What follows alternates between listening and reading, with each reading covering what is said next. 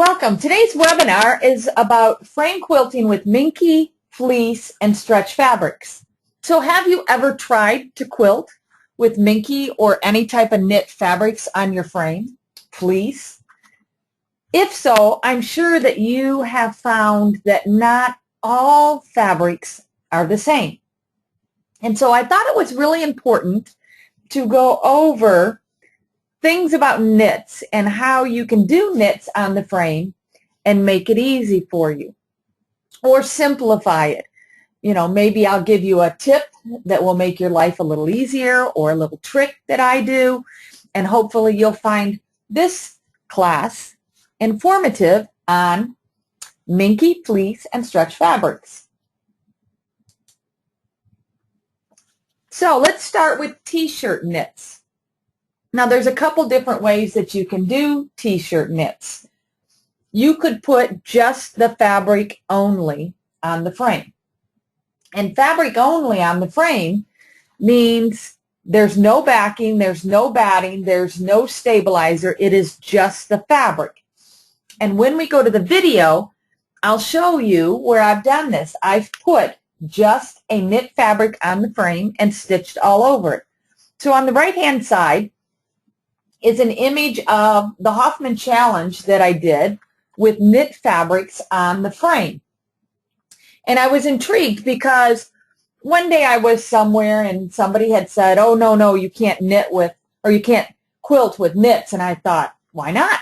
So I always like a good challenge. So that told me that I needed to try it to figure out why and, you know, figure out what the reasoning was. And I found that yes, you can do knits on the frame, and you can do a single layer of T-shirt fabric on the frame.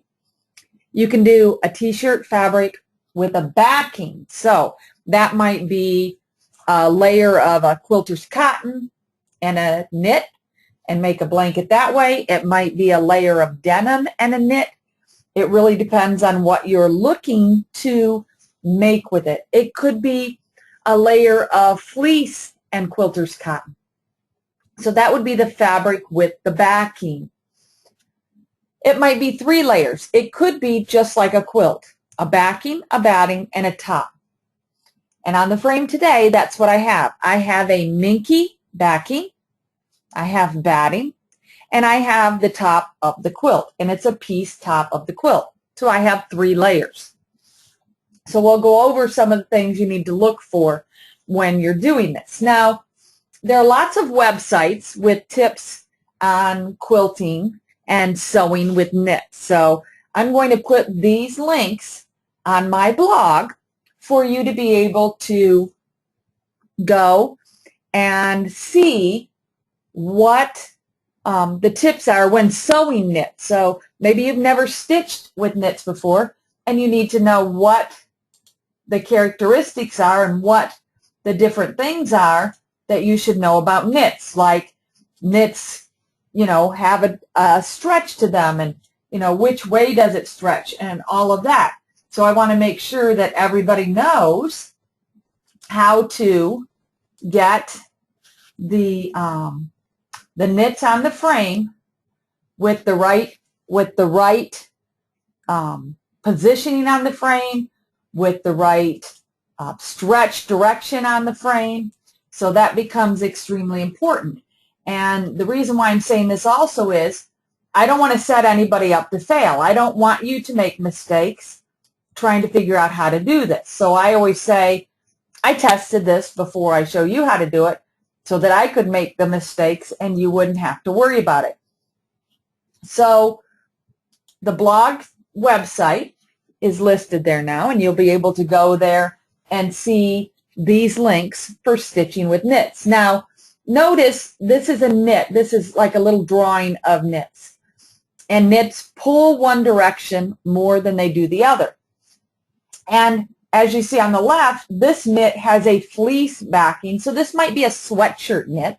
And I have put sweatshirt knits on the frame. And it could be used either direction, depending on the feel that you're looking, or the look that you're looking to achieve. Now, there are some characteristics to knits that I think are really important to talk about, especially if you're going to put them on the frame. There are one-way knits, knits that only stretch one way. So if you have a knit t-shirt, pull on it a little bit. Does it stretch up and down, or does it stretch around your body? Which way does it go? Well, it usually stretches around you. Not always, but usually. So that means that the knit, the rib of the knit, when we go back to this image here, is up and down, as you see in this visual. There are some sweatshirts, some companies now, that take the knits and put them the other direction, just for a different look. There are also two-way stretch knits. Those would be things like swimsuit fabric, lycra. Those have two-way knit, stretch. So I caution putting a fabric on the frame with a two-way stretch. And a double knit is not necessarily a two-way stretch. It's a type of knit, but it usually still only stretches one direction. Then a characteristic of your knit is going to be, what is it made of? What's the fiber that it's made from? So maybe it's a blend. Maybe it's a cotton and polyester blend. Maybe it's all cotton. Okay? Cotton polyester blends are going to stitch on the frame and your sewing machine differently than an all cotton knit. Sometimes the needle will deflect off of the polyester blend fabric. So when we talk about needles, you know, you want to make sure you have the right needle for what you're doing. Then you have nylon knits. Now a nylon knit was often something like a jersey for a football or basketball team was made from. Those were always, in the past, a nylon knit. Now they're a microfiber. They're made from different things than what they used to be, but nylon knits are different than, say, a cotton knit. And often they're finer knits. They're not quite the same weight as your other knits. Then there's polyester knits, knits that are all polyester. That is one that I caution again, putting on the frame without instruction. A Minky is a polyester or a blend knit. So we'll talk about that because that's what I have on the frame today is the Minky knit. Then you might have a bamboo knit, very soft, beautiful knit. And there are other knits. You might find a silk knit or a wool jersey as a knit. So there are lots of different fibers to choose from. What I always say is, if you've never done it before, you want to test a small sample before you do the big picture, okay? Then there are one-sided knits, which have a right and a wrong side. And there are two-sided knits that have two different textures, depending on the side that you're looking at. And keep in mind, a knit is a directional fabric. It's considered a fabric that is directional, like a nap fabric. A corduroy is a fabric with a nap. If you brush corduroy down one direction and brush it the other direction, or like a cat, if you think of a cat has a nap, they look differently when you wipe them with your hand and brush your hand over them. A knit will look differently. If you were to cut out a shirt, a knit will look differently with the knit going one way and then going the other way. So be careful when you're making things that the direction that you have it is the way you want it. And a Minky has a nap. It has a specific direction. So if you were piecing something with Minky and you were putting things together, you might want to make sure that the Minky is all going the right direction. So those are some characteristics of knits. Now let's talk about the Minky. There are lots of different Minkies. Your better quality Minky is going to be purchased at your local quilt shops versus going to a chain store. There is a big difference in the quality when you purchase it at a quilt shop versus purchasing at a chain store. A true Minky actually sheds when you cut it. It has lots of little fur pieces. A knockoff Minky that's not quite the same doesn't do that. It's actually fused together differently than, say, a Shannon Minky fabric, and that's usually what I use. These pictures are pictures of Shannon Minky, a very specific brand. Now you have texturized Minky. I love the polka dot, the little pressed dots. Those are one of my favorite. You have smooth Minky. The chevron is a smooth Minky. You have a fur Minky. That's the bottom right-hand corner. It has a higher loft or a higher nap to it, a higher texture to it. You have printed. So depending on what you're looking for, I purchased one that has monkeys on it. Or you have plain. So there are different types of Minky. Depending on what it is, will depend on how you quilt it. So when we go over the quilting and how to quilt it, that's going to become extremely important, the question of what type it is. So here's some food for thought I want you to think about. And if you're on the live session, you can pipe in with the question box and tell me your thoughts. Or have you tried Minky or stretch or knits before? What design you're going to use is an important element. So are you going to use an open design? Are you going to use a very tight design? When I select a design for Minky specifically, I want it more open than I do dense. I also want a little longer stitch length. I like a longer stitch length just for the visual, but not too long, because if the Minky gets stretched, you don't want the stitches to pop.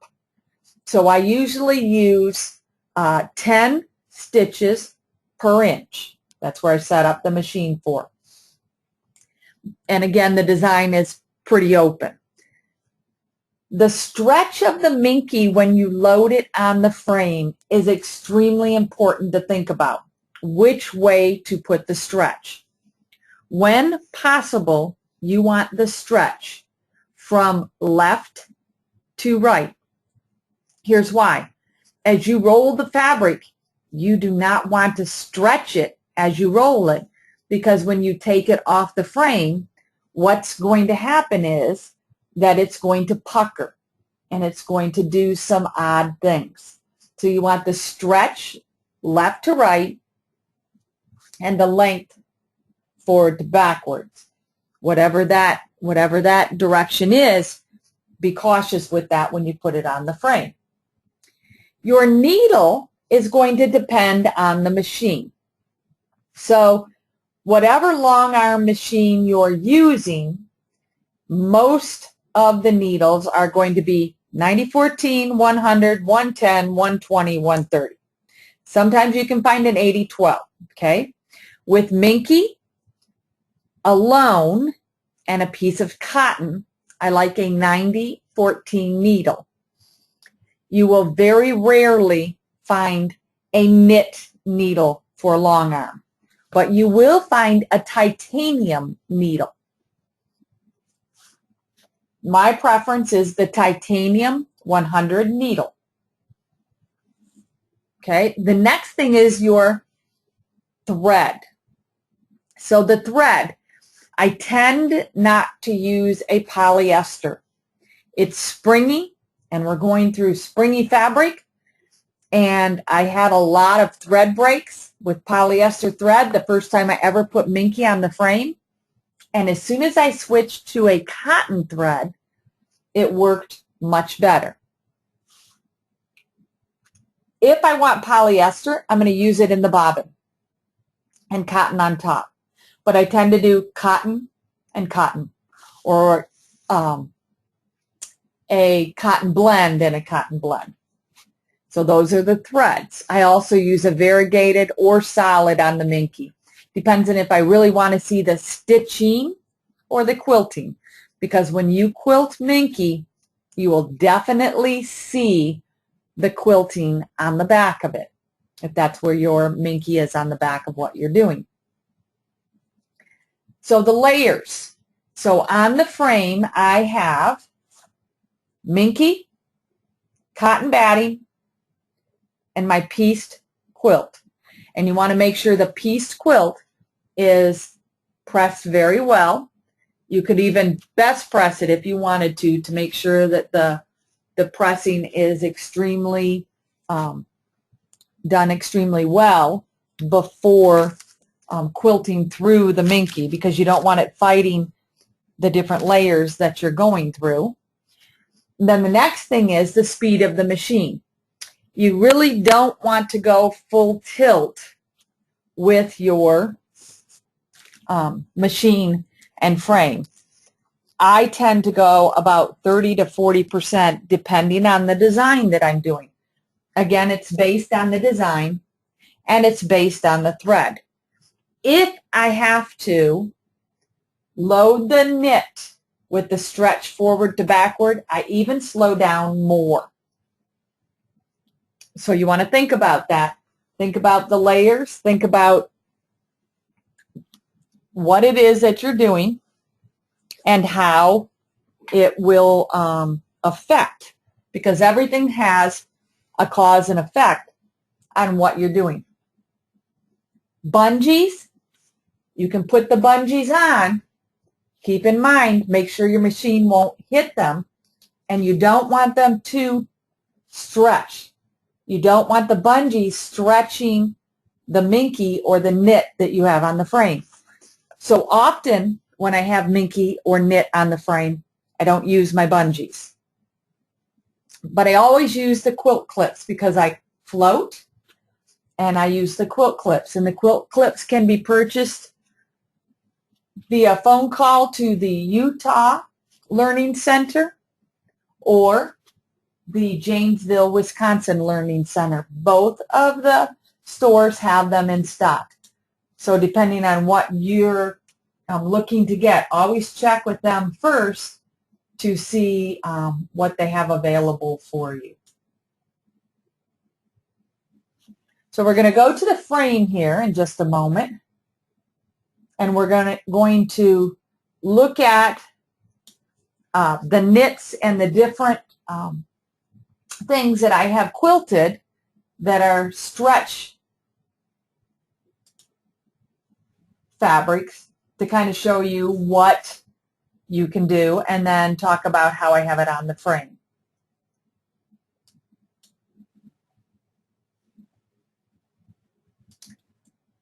Angela wants to know if there's a website for the stores, and there is. The website for the store is tinlizzie18.com, and if you go to the Learning Center, it's going to tell you exactly where the stores are located at. The Tin Lizzie, not Learning Center, excuse me, Contact Us, or the dealer locator, store locator. They have both. Now give me just a moment. I'll get my video camera set up.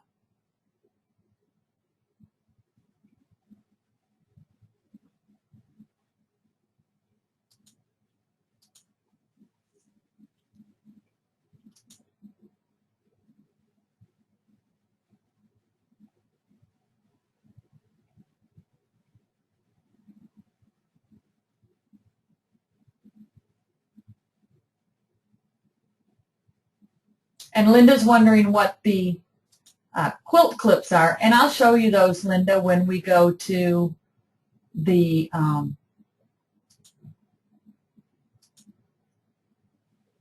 video camera here.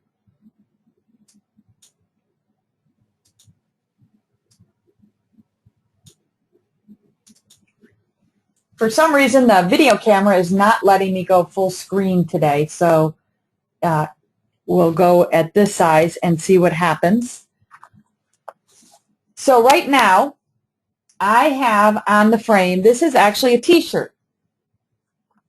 And the t-shirt is a t-shirt fabric that I put on the frame, and I made a t-shirt from the fabric. So what I'm meaning by that is I put yards of t-shirt on the frame. And when I did that knowing that I was going to cut it up and turn it into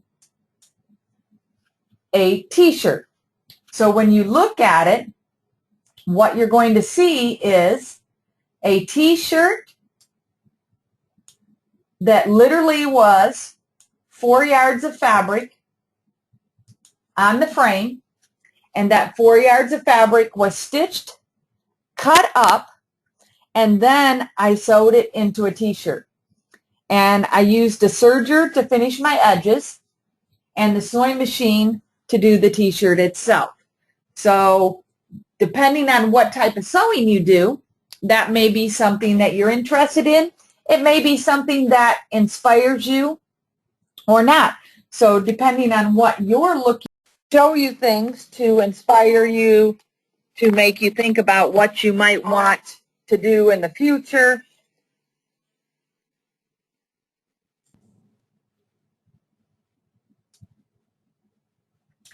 To make you think about that there are other things besides quilts that we could do with our quilting frame. This is a jacket. So for my Hoffman challenge, what I ended up doing was I made a t-shirt jacket. And it's made from the t-shirt fabric, same fabric that you saw the t-shirt made with just a moment ago. And then what I did was I lined the inside of it with a quilter's cotton. So this particular piece was put on the frame this way. The backing was my lining of my jacket. The t-shirt fabric is the outside of the jacket. And when I go to the next picture of this, what you're going to see is that I actually ended up doing reverse applique. So where you see the filigree work, that was a reverse applique with the Hoffman Challenge fabric coming through and showing. And then the sleeves were made with the same technique, but no lining. They are plain t-shirt, along with the hood. There is a hood on this, and it was made with the same fabric as the sleeves. Now, this is a tennis outfit that I made. So that's the tennis jacket. And yes, for those of you that are wondering, I do play tennis. And I made a tennis dress to go along with it. So when you look at this piece, the bottom part of the dress, the lower half of the dress, is the t-shirt knit, no lining, nothing else, just the t-shirt was put on the frame. And the bodice was made with the same t-shirt fabric, but lined with another fabric and piped. So this particular piece was multiple ways of using knit on the frame. And I was pretty excited how it came out. I did do a few test pieces first to begin with. And then once I did my test pieces, then I made the Hoffman Challenge piece and made it to be able to have the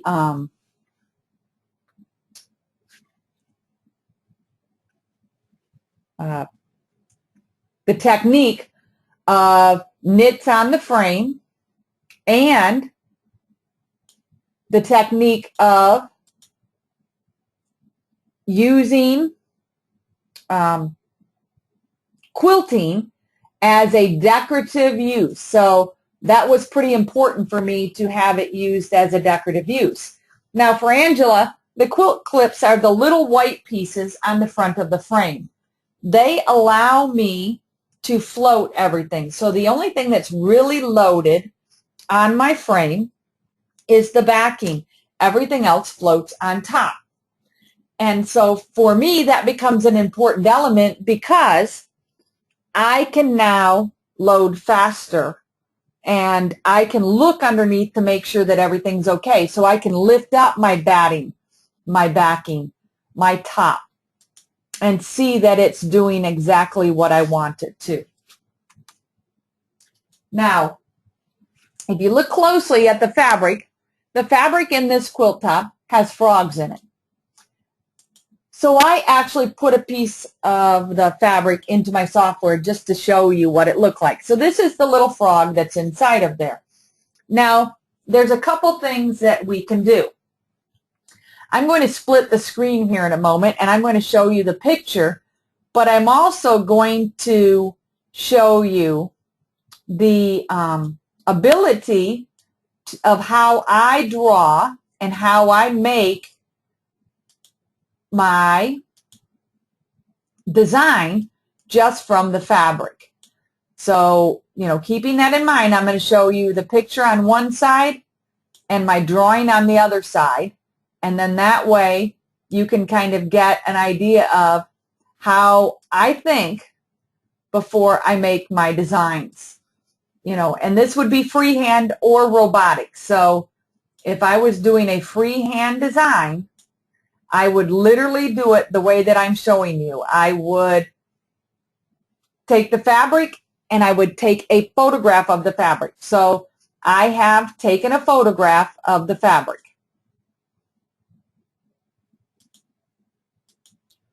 So if you look, you see my fabric on the left, my quilt, and my image that I took on the right. So the very first thing I do is I take an image of the fabric. The next thing I do is I'm going to print out my image. So I'm going to print it out so that I can see exactly what it looks like. So there's my printout of my specific image that I was looking to do, the frog.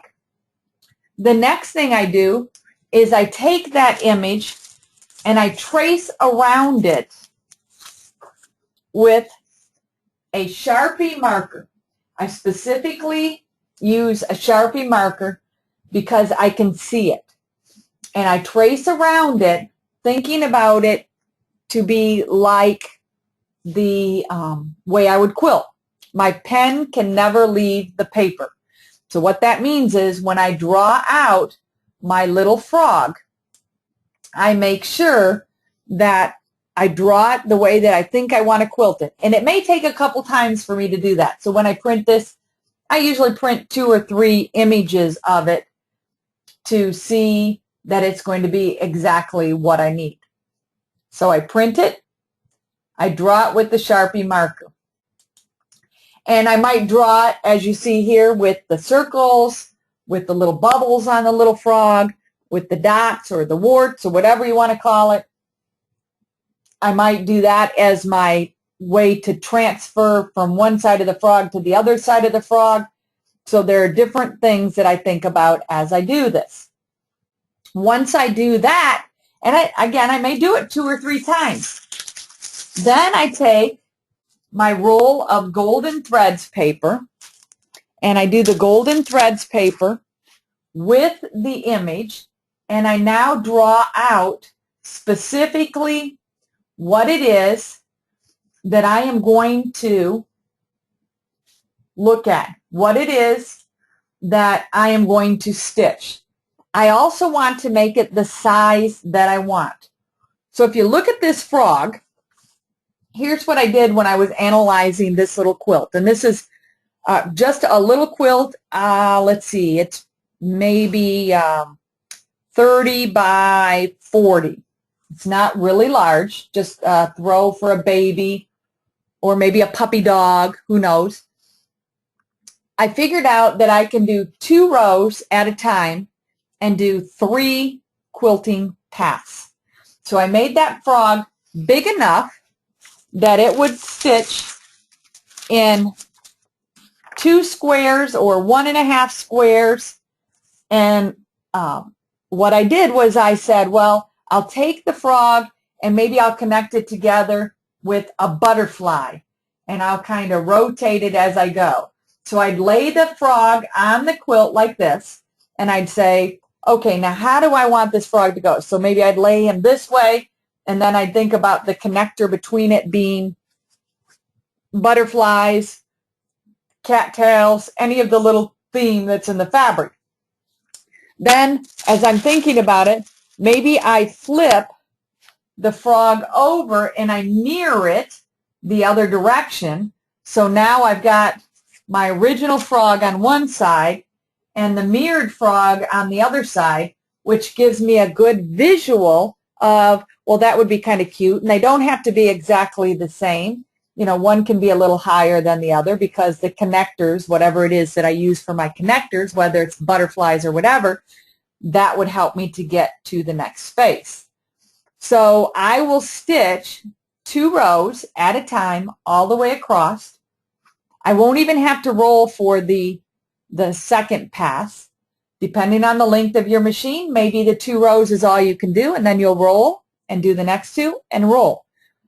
Or I could do 3 rows with 2 passes. There are 6 rows on this quilt. Like I said, just a little quilt. So there are 6 rows. So I think about all of that when I'm making the design. So I actually made this frog pretty good size. I wanted him to be a nice size to stitch out quickly, not too tight on the Minky. And I picked the Minky with the bubbles, I guess you could call it, on the back because I thought it would lend itself well to the frog. See if I can get this in just a minute. We'll roll it over so you can see it.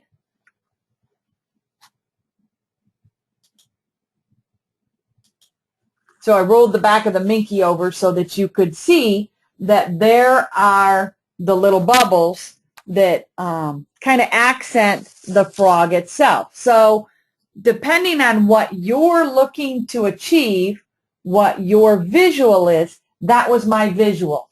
And I really felt it was important to do those elements to make everything come together well. Now, there's a couple questions coming in. One is, Brenda would like to know, do the quilt clips ever slip off? They do not. If the quilt clips slip off, it's because they have stretched out of shape. And I've used my same quilt clips for about 4 years now, and I have a second set of quilt clips that are newer. So as you use them and go bigger batting or bigger backing on your roll, they will stretch, but I will tell you that they last a very, very, very long time and save you lots of time. So do they slip off? No, I have not had them slip off. I actually roll my take-up rail and unroll my backing rail and turn the rod inward and let the quilt clips come off as I roll. So I can purposely pop them off, but they don't come off on their own. So now I'm going to pause here to see what questions we have, because some of you have questions, I'm sure, about quilting with knits, and you know, I might have missed something that you were thinking. So let me know what your thoughts are, and I will help you with that.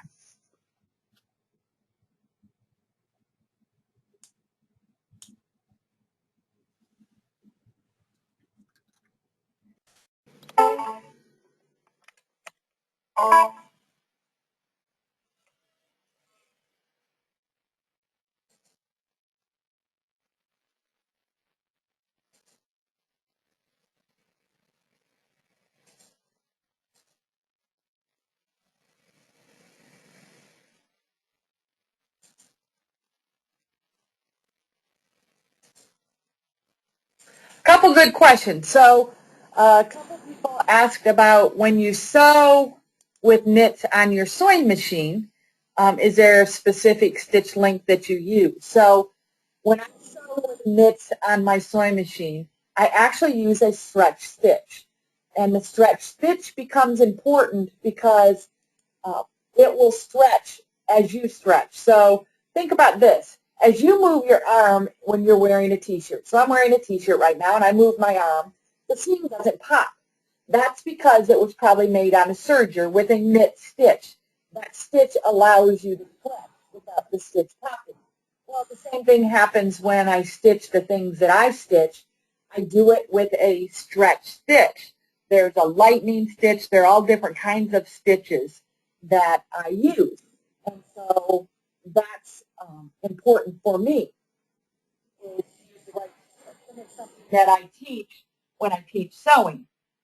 Now, Angela's asking about the foot height. So depending on what machine you're on, and let me just move these out of our way for a moment. Depending on what machine you're on, there's a couple things you need to know about the foot height. And there's lots of question about foot height all the time. It is a common question that gets asked. What height should the foot be at?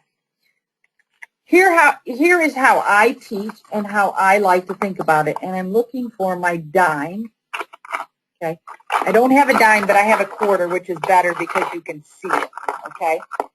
It's a quarter is a little higher than what you want, but this will give you a good visual. You need a dime. You need to go in the thickest seam on your quilt. So when I look at this quilt, this four-corner quadrant is my thickest seam on the quilt. So I'm going to pick the foot up. I'm going to bring it over top of that seam. I'm going to put the dime, yes, I have a quarter, but you can visually see it. I'm going to put the dime underneath there. This, I go to move the machine with the foot down, and the machine does not move. All you do is move the fabric. That foot is too tight. Now, some people think that the dime should be underneath the foot without any fabric. If that works for you, great, but it doesn't work for me because it doesn't have any idea how thick the fabric and batting and all of that is that I'm stitching on. So I put the foot down, and then I take my screwdriver, and I loosen the ankle. I position my foot so that it's on top of the dime, and the machine moves, and then with the dime still underneath the foot, I tighten, then I remove. And now I know that my machine does not move the fabric as I'm moving the machine. And that's huge.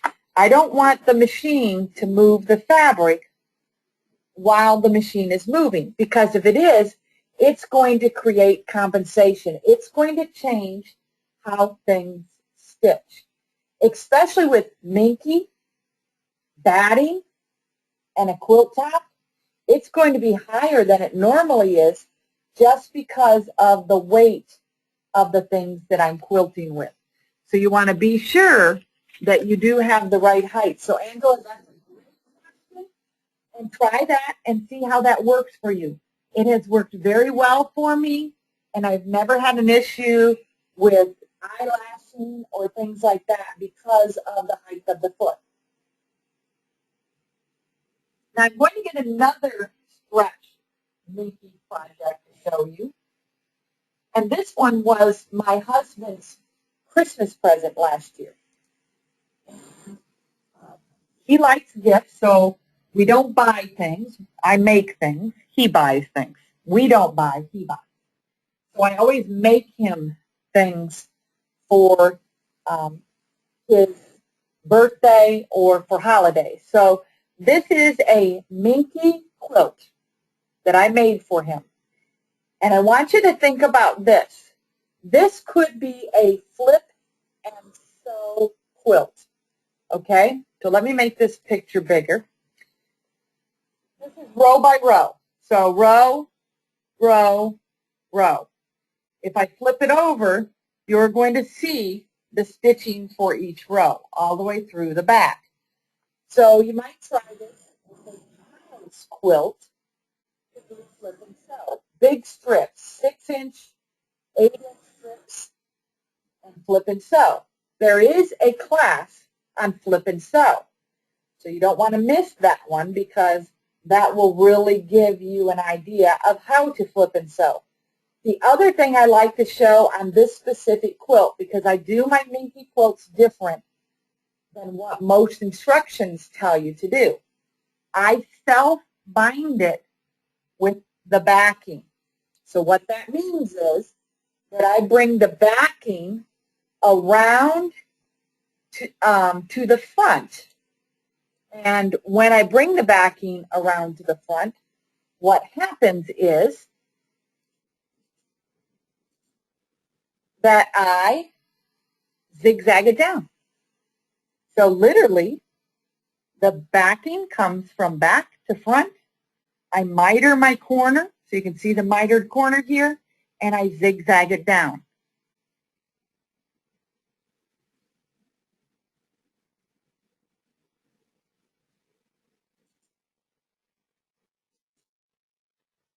The question is about the backing. I do that on the sewing machine.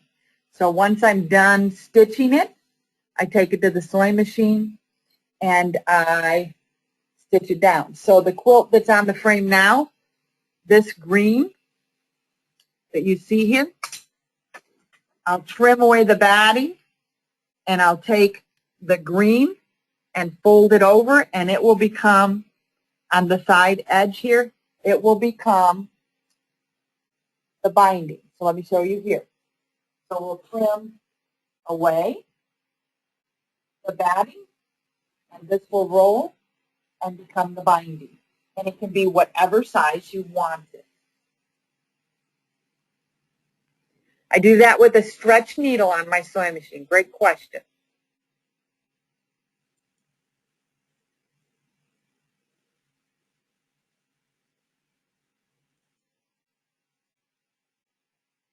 Another question, what foot do I use with the Minky? I use a closed foot so that it doesn't get stuck on the Minky. So a closed foot being the original foot that came with the machine, or the ruler foot. I'm going to use the open toe foot with the Minky because depending on which type of Minky it is, it would catch on it. So this is the ruler foot. I either use this or the one that's on the machine right now, which is the original foot. So either one of these feet work well with the Minky, and it just lays nicely on top of it.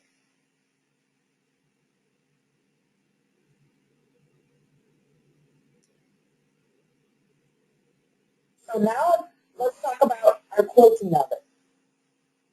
If I'm going to use the Golden Threads paper,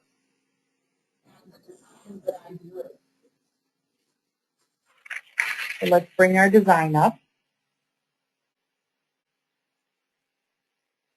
So this is the design that I use. There's been question about, people aren't quite sure exactly how to do this. If you have robotics, I would record one frog.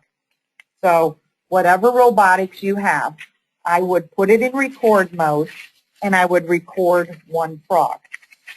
If you don't have robotics, you're going to take an accordion fold your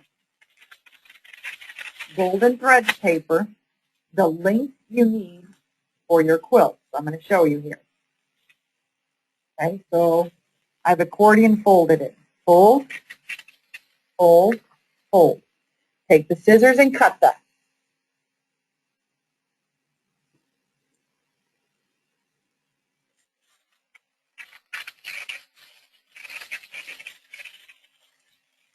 Okay, so I've cut off the excess. Then I take my original frog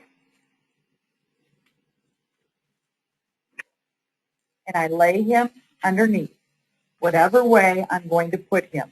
And I may have to trim him up. So I'm going to fold this paper so that it's small, like what I need. So I just folded the one side so the frog sits inside of here. Okay, so there's our frog. Then I draw it.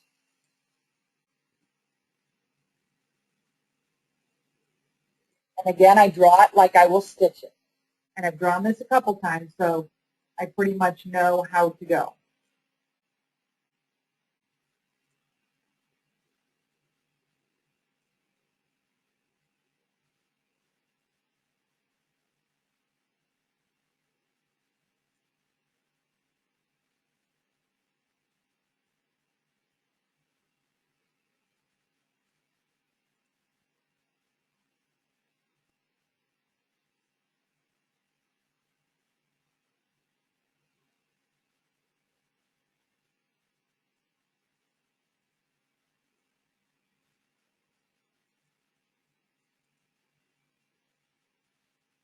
So I'm just drawing.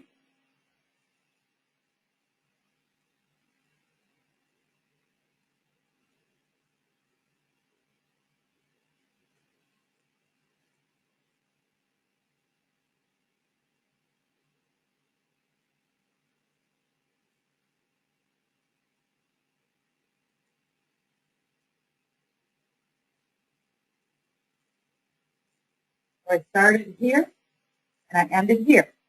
So there's my frog. Then I might add this butterfly. So this butterfly could become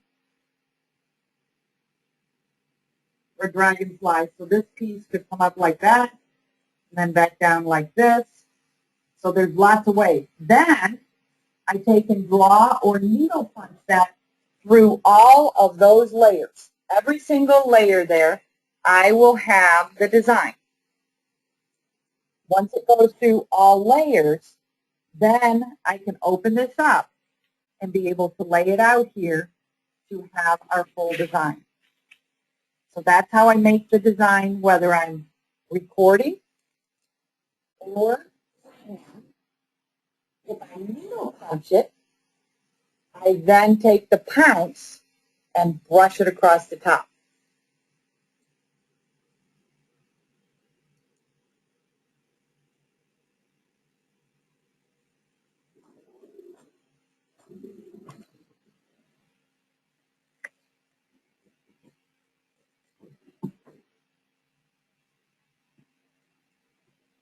Let me get my pounce. Somebody's asking about the pounce. So let me know.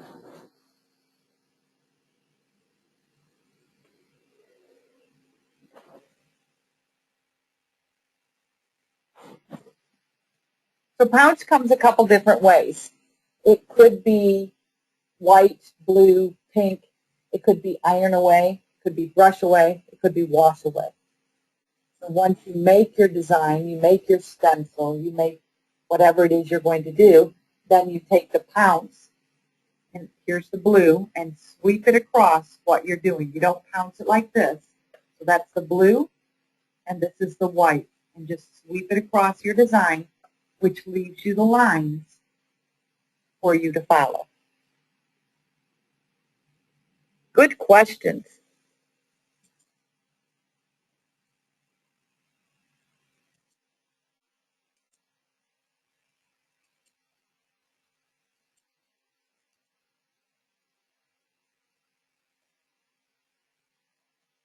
So the next thing that I would do is I would baste the quilt that I have on the frame. So I baste across the top, and I would actually baste the distance down that I was going to quilt my first row or first design. So if I knew that I was going to do 3 rows, I would bring the machine down to the 3rd row, or since I know I'm going to do 2 rows, I can baste with my 2 rows. Now, I have channel locks and basting. So if I go to the machine, I can tell it that I would like to be in basting mode, and I could channel lock what I'm doing at the same time. So I can go to the robot and stitch a straight line, or I can stitch the line myself. Depending on how long the quilt is and how straight I am on the frame, and I do try to be straight, I usually like to do my basting myself by hand. So first thing I do is pull up my bobbin thread. I hold this in place and I baste it across. Now I do this when I do knits because of the stretchable fabric. That will help me to keep things not to stretch so much. I might even come down the sides and baste these as I go, and then come back the other direction and baste across. So I just basted all the way across that quilt, and now I'm ready to quilt that first row. So it's basted at the top, and it's basted at this point here. And so then I would set up my design. If, again, I'm using the robotics, I'd set up my pattern box. I'd set it up for what I'm going to do, and then I would go ahead and stitch it out. So depending on what you have, if you have robotics, maybe you're going to do the robotics.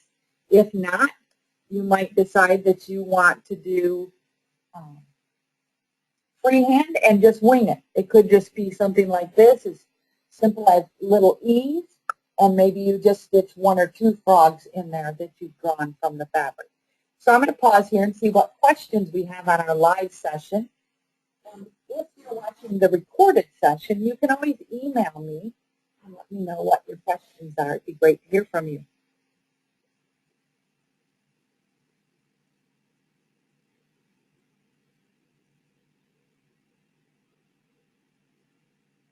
It doesn't matter what type of batting you use.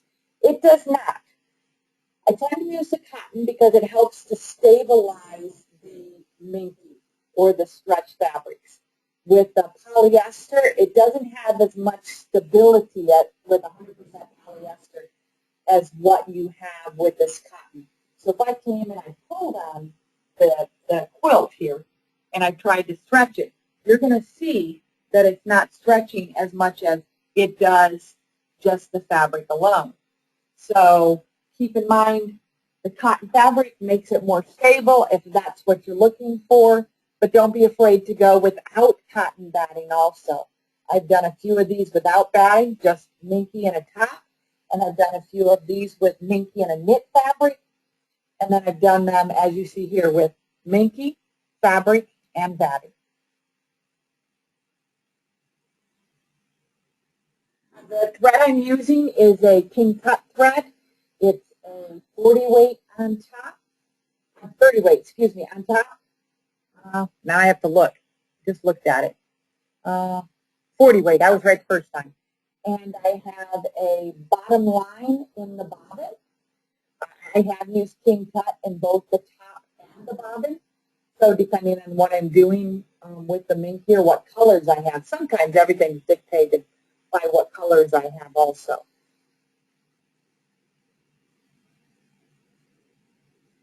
Well, try some knits. Hopefully you're not as afraid of them as you were. You know, knits, they can be temperamental, but they can add a lot of texture and a lot of fun to what you're doing in your quilting. And so don't be afraid to try them. I also, leave you with this note, I also had some old t-shirt knits that I bought many years ago, but they were nice t-shirt knits, but it was one of those fabrics, what were you thinking when you bought it, that I never used. And so what I ended up doing with those t-shirt knits was I actually used them inside the quilt instead of batting. It made it a lighter weight, but yet still had some substance to it. I've used flannel, so I thought, well, what's wrong with using a knit inside of there and using some of this stuff up? So I did that, and I was quite pleased with how it turned out. So try that, see what happens. Don't pull it too tight. Don't roll it too tight on your frame. You'll get skip stitches. So you want it to have some bounce to it. You don't want it too tight that you stretch it and you end up with skip stitches.